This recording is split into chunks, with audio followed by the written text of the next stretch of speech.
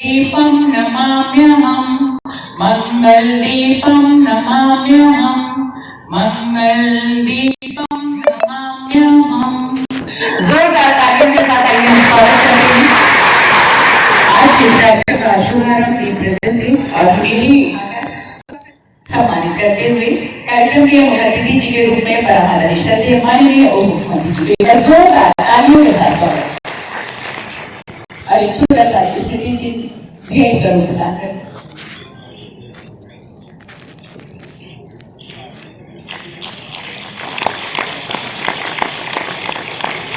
और ये उपहार स्वरूप स्मृति जी ने भेंट करते हुए जोरदार तालियों के साथ स्वागत। और हमारे बीच मंचा जी हैं माननीय विधायक परमादरणीय श्री विवेकानंद जी। एक बार जोरदार तालियों के साथ स्वागत करते हुए हमारे बीच उपस्थित अपर आयुक्त राधिका श्री योगेश कुमार जी पुष्पों के माध्यम से अभिनंदन वंदन स्वागत और अंगस्त्रम बढ़ाकर स्वागत करते हुए कार्यक्रम की अध्यक्षता कर रहे परम आदरणीय माननीय मुख्यमंत्री माननीय श्री विकास महोदय, मंच पर आसीन माननीय विधायक खड्डा श्री विवेकानंद महोदय, हमारे संयुक्त आयुक्त तथा डीसी मनरेगा मुख्यालय जयपुर से आए हुए समस्त उपायुक्त, DDOs, APO, account assistant, computer operator, ग्राम प्रधानगण, रोजगार सेवक व प्रशासक, हम लोग आपसे पूर्व से मुखातिब हैं। मैंने आपको काफी सारे बिंदु अभी बताए हैं, तो माननीय महोदय की अध्यक्ष को देखते हुए, व्यवस्था को देखते हुए मैं समय नहीं लूंगा। मैं अनुरोध करूंगा अपनी एंकर से कि माननीय महोदय आपको सुविशेष कुछ मार्गदर्शन इसमें प्रदान करना चाहते हैं। लगातार माननीय महोदय हमें मार्गदर्शन प्रदान कर रहे हैं, तो मैं बिना समय फंदा लेते हुए सबको आमंत्रित करूंगा कि वो सीधे हमारी गैलरी में उनसे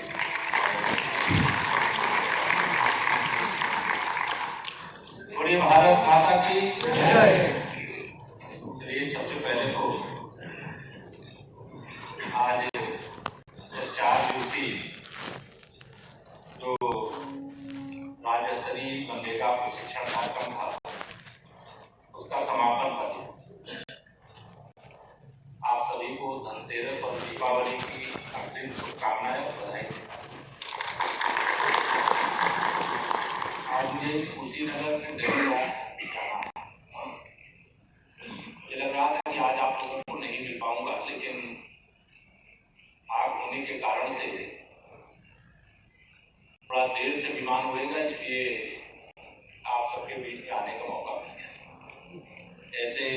अवसर पर हमारे जनपद कुशीनगर में खड्डा विधानसभा है, वहां से हमारे विधायक साथी श्री विवेकानंद जी,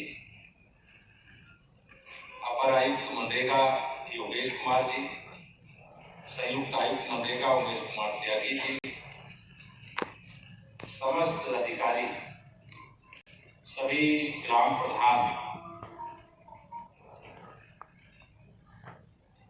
और यहाँ जो भी मेरे पत्रकार साथी हैं और जिनके माध्यम से आप सबको प्रशिक्षण प्राप्त होना है, ऐसे सभी अनुभवी जो भी प्रशिक्षक हैं। और मैं इस बात से व्यक्तिगत तौर से काफी प्रसन्नता महसूस कर रहा हूँ, जब तक कार्य का विकेंद्रीकरण नहीं होता तब तक कार्य सही ढंग से आगे नहीं बढ़ पाता। यह प्रशिक्षण क्यों हुआ है उसका अगर मोटा मोटा निष्कर्ष निकाल करके कुछ बताना हो तो यह मैं कह सकता हूं कि यह प्रशिक्षण जो पूरे विकास खंड में, मुझे ऐसा लगता है कि 80 से 100 ग्राम सभाएं एक ब्लॉक के अंदर होती। पहले 80 से 100 ग्राम पंचायतों का काम पहले एक कंप्यूटर पर होता था और आज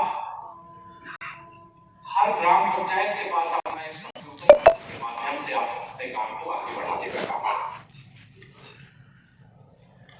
पहले हम कोई भी काम करना है तो उसके लिए हर काम के लिए ब्लॉक ही जाना पड़ता, लेकिन अब ब्लॉक हो या जिला हो अब गांव में आए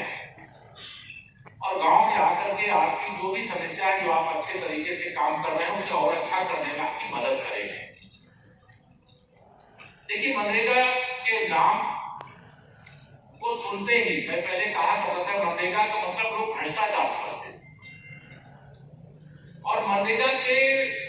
मतलब यह माननीय मोदी जी, आदरणीय योगी जी के नेतृत्व में सरकार बनने के बाद मनरेगा का मतलब भ्रष्टाचार नहीं, मनरेगा का मतलब गरीब का विकास, गांव का विकास, और सरकार की अनेक योजनाएं मैं भी नहीं जानता था। मैं जो 264 प्रकार के काम है मनरेगा के अंतर्गत, कल मैं गया था औरैया जनपद, तो मैं जहाज में बैठे बैठे पूरे 264 काम और उसमें क्या क्या किया जा सकता है उसको पढ़ रहा। जब उसको 264 काम को पढ़े, मुझे लगता है कि 30-40 काम ऐसे होंगे जो समुद्र तट के आसपास के या वन क्षेत्र वाले प्रदेशों के अंतर्गत होंगे, जहां जो काम हम नहीं यहाँ कर सकते, लेकिन जो काम उत्तर प्रदेश में मनरेगा के अंतर्गत किए जा सकते हैं, मैं आप सबका आह्वान करना चाहता हूँ। मनरेगा के नाम से भ्रष्टाचार की इमारत को ढहा करके एक ईमानदारी का ऐसा पुष्प खिला दीजिए, एक ईमानदारी का ऐसा वातावरण बना दीजिए जिसके आधार पर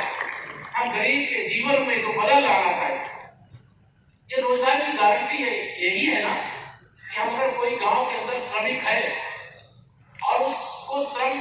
श्रमिक है और उसको कोई रोजगार नहीं मिल रहा है, कोई रोजी रोटी का कोई रास्ता नहीं मिल रहा है, तो उसको हम मनरेगा के माध्यम से रोजगार देने का काम करते हैं। मुझे आंकड़ा जो बताया गया है कि 100 दिन रोजगार देने वाले पाने वाले थे, जिनको आप सब लोगों ने उत्तर प्रदेश से सभी जो हमारी ग्राम सभाएं हैं, उन ग्राम सभाओं में 1,60,000 परिवारों को 100 दिन का रोजगार दिया। अब 1,60,000 100 दिन का रोजगार पाने के बाद फिर वो केवल श्रमिक नहीं रह जाते, वो श्रमिक की श्रेणी के ऊपर उठ जाते। और ये गारंटी सुनिश्चित करना चाहिए, जो मैं निर्देश भी देना चाहूंगा इस कार्यक्रम के माध्यम से, कि जो 1,60,000 100 दिन काम प्राप्त कर चुके हैं, उनका प्रशिक्षण करा करके उनके श्रम शक्ति को कुशल श्रमिक के रूप में उनकी आय बढ़े, उनको अधिक आमदनी मिले, इसका भी प्रबंधन करना चाहिए। जिन्होंने 1,60,000 जो हमारे श्रमिक परिवार हैं, उनका श्रम विभाग के पोर्टल पे पंजीयन होना चाहिए। मनरेगा के माध्यम से जो हमको श्रमिक के रूप में श्रम का जो मूल्य मिला है, वो तो मूल्य मिला है, लेकिन सरकार की अनेक सुविधाएं हैं, शायद जिनका मैं समझ सकता हूं कि उसका कोई सत्र लिया गया नहीं लिया गया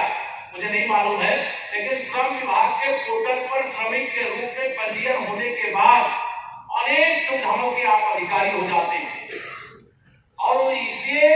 जागरूक एक ग्राम प्रधान हुआ है जो अपने गांव के श्रमिकों को कुशल श्रमिक बनाता और 100 दिन रोजगार देने की गारंटी सुनिश्चित कर दे, और 100 दिन रोजगार दे करके उस कुशल श्रमिक बना करके श्रम विभाग के पोर्टल पर उसका पंजीयन करा जाए। तो कंप्यूटर नेट के साथ आपके गांव में उपलब्ध है। अगर आपने ये काम करा दिया, आप कल्पना करिए कि 100 एक गांव एक लक्ष्य ले ले कि हम हर गांव के अंदर 200 की संख्या में ऐसे लोगों को तैयार करने का काम करेंगे, तो आप समझिए 58,000 से अधिक ग्राम सभाओं में हमारी कितनी बड़ी संख्या में उत्तर प्रदेश के अंदर कुशल श्रमिक तैयार हो जाएंगे। ये ध्यान रखना, रोजगार की समस्या नहीं है, समस्या कुशलतापूर्वक रोजगार को पाने वालों की है। आज कई ऐसी चुनौतियां हैं हमारे सरकार के अंदर भी, अनेक विभाग के अंदर भी, जहां कुशलता नहीं होने के कारण से, कई प्रकार के श्रम का ज्ञान नहीं होने के कारण से हमारे तमाम सारे बाहर के लोग भी आकर के काम करते हैं। उत्तर प्रदेश में सबके दरवाजे खुले हैं, लेकिन उत्तर प्रदेश तो अपने आप इतनी बड़ी आबादी वाला राज्य है, जिस राज्य में अपने आप हम हर प्रकार के लोगों को यहाँ तैयार कर सकते हैं, प्रशिक्षित कर सकते हैं, उसका भी मनरेगा के अंतर्गत हमारे पास प्रबंधन है। मैं आप सब लोगों को यहाँ पर यह भी कहूंगा, एक मैं पिछले सत्र में आया था, मैंने जॉब कार्ड की चर्चा की थी। आज मुझे जो आंकड़े बताए गए उसके हिसाब से उत्तर प्रदेश में 2,39,00,000 परिवार ऐसे हैं जो जॉब कार्ड से आच्छादित हैं। अब उसमें से 1,71,00,000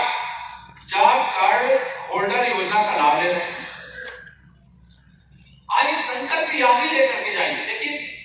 यह सच किसी से छिपा नहीं है। कई लोग जात कार्ड बनवा लेते हैं, उसका लाभ लेते हैं, लेकिन जात कार्ड के आधार पर जो उन्हें अपने गांव के विकास में अपना योगदान,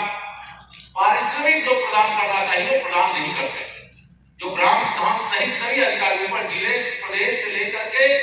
और जो ग्राम विकास अधिकारी ग्राम प्रधान तक, मैं सबको अपील करूंगा कि हमारे राज्य को खोखला बनाता है। हमें राज्य को शक्तिशाली बनाने का काम करना, और राज्य को शक्तिशाली बनाने में आप सबका सहयोग चाहिए। अगर आज इतनी सारी व्यवस्थाओं का आप कल्पना करिए, अगर आप चाहोगे, अभी मैं एक आंकड़ा मुझे अभी यहाँ पर दे रहे थे कि जिन गांवों के अंदर ग्राम पंचायत भवन आपका सक्रिय रूप से काम करना शुरू कर दिया, जहां निष्क्रिय है तो लगभग 5 लाख का काम कर, लेकिन जहां का पंचायत भवन आपका सक्रिय है, वहां की सारी व्यवस्था सही है, जहां के प्रधान की रुचि है, जहां की ग्राम पंचायत और ग्राम विकास अधिकारी की रुचि है, जहां के रोजगार सेवक की रुचि है, उस गांव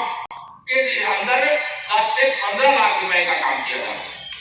ये बड़ी बात है। ये 10 से 15 लाख का आंकड़ा, आप इसको 25 लाख तक ले जाइए हर गांव सभा, और ये आप कर सकते हो। आपके यहाँ बहुत सारे ऐसे, जब हम लोग क्षेत्र में जाते हैं, बहुत सारे समाज में अच्छे काम करने वाले, जैसे पर्यावरणविद हैं, उनकी सबसे बड़ी चिंता तो इस समय पेड़ों की कटाई होती है, पेड़ लगाए जाते हैं, उनको बचाने का कोई उपाय नहीं किया जाता। तो हमें पेड़ों को बचाने का भी उपाय करना, पेड़ों को लगाने का भी उपाय करना। हम अमृत सरोवर का निर्माण कर दें, और अमृत सरोवर निर्माण करने के बाद उसके चारों ओर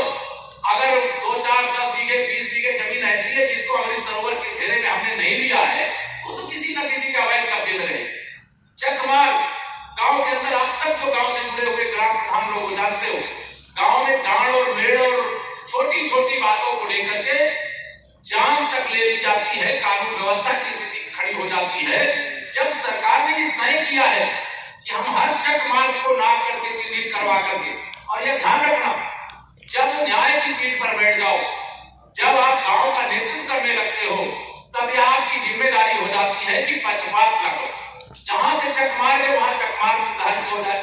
क्योंकि जो कब्जा किए वो छोड़ना नहीं चाहता, और जिसको उस रास्ते से आना जाना है वो चक मार्ग बनते हुए देखना चाहता है। हमारे पास मनरेगा के माध्यम से उन चक मार्गों को बनाने की सुविधा है।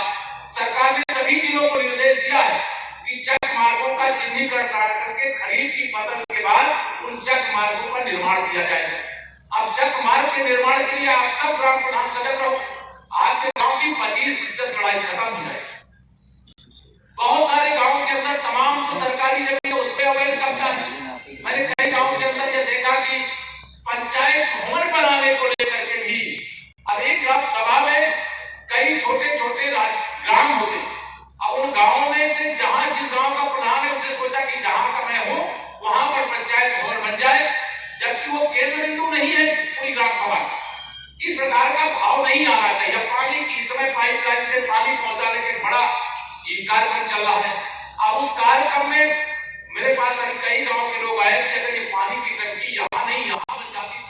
और मैं कई ऐसे गांव के बारे में जानता भी हूँ कि जो बनाने के लिए स्थान बदलवाना चाहते हैं, उनका उद्देश्य पवित्र नहीं है। वह चाहते हैं कि वहाँ गांव के आसपास जो रहने वाले लोग हैं, जो वहाँ छोटी छोटी जो जरूरतें होती, शादी विवाह होता है, कोई का सुख दुख होता है, उस स्थान का उपयोग करते हैं। ऐसी मानसिकता से ग्रसित लोग रहते हैं कि वहां पर पानी की टंकी बन जाएगी तो फिर वहां पर उनके इस प्रकार के काम नहीं। ये पाप भाव है, ये गलत भाव है। इस प्रकार का भाव ला करके कभी हम गांव की भलाई, और यह ध्यान रखना चाहिए सभी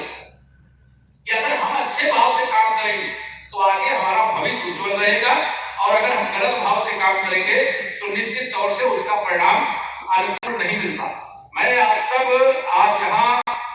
चूंकि आप जानते हैं कि मनरेगा के माध्यम से हम लोगों गरीबों का विशेष तौर से जीवन बदल करने का काम कर रहे हैं, और यह जो जीवन बदल करने का काम कर रहे हैं उसमें कई चीजें ऐसी जिसे हम अस्थायी तौर से भी निर्माण करने का काम कर सकते हैं। अस्थायी निर्माण में 60-40 का रेशियो, मालूम है ना आपको? 60-40 का रेशियो है, लेकिन इसमें अगर 40% भुगतान का जो 75% है वो भारत सरकार देगी और 25% राज्य सरकार देगी। जो ग्राम प्रधान और वहां की टीम गांव के विकास के मॉडल के लिए गांव के लोगों के साथ चर्चा करके अपने गांव को अपने ब्लॉक के अंदर, अपने जिले के अंदर नंबर 1 बनाना चाहिए और सबसे अच्छा काम करके अपने गांव की हर गली हर मोहल्ले को चमकाने का काम कर सकते हैं। हर गांव के अंदर कोई ना कोई आजकल इंजीनियर मिल जाता है, पढ़ा लिखा वाला, उसकी एक टीम बनाइए, कभी उससे बैठ करके चर्चा करेंगे तो उसको भी अच्छा लगेगा। अच्छा प्रधान जी ने हमको बुलाया, ऐसे 10, 20, 25 लोग बैठा कर उनकी राय लीजिए और गांव का एक बहुत अच्छा रोड मैप तैयार करिए और रोड मैप तैयार करके हम गांव को आगे बढ़ाने का काम करें। ऐसा मैं आप सब लोगों का आह्वान करता हूं। अभी एक बड़ा काम वो हम अपने चाहे साराराम के माध्यम से कर रहे हो, चाहे मनरेगा के माध्यम से कर रहे हो, लेकिन यह ध्यान रखना है कि हम गांव के अंदर जो नर्सरी का निर्माण, उद्यान विभाग के माध्यम से बहुत सारे काम किए जा रहे हैं, वन विभाग के माध्यम से बहुत सारे काम किए जा रहे हैं। हमारे घर में अगर कोई सदस्य बीमार हो जाए,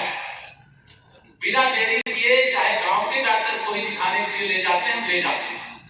लेकिन अगर हमारे गांव का कोई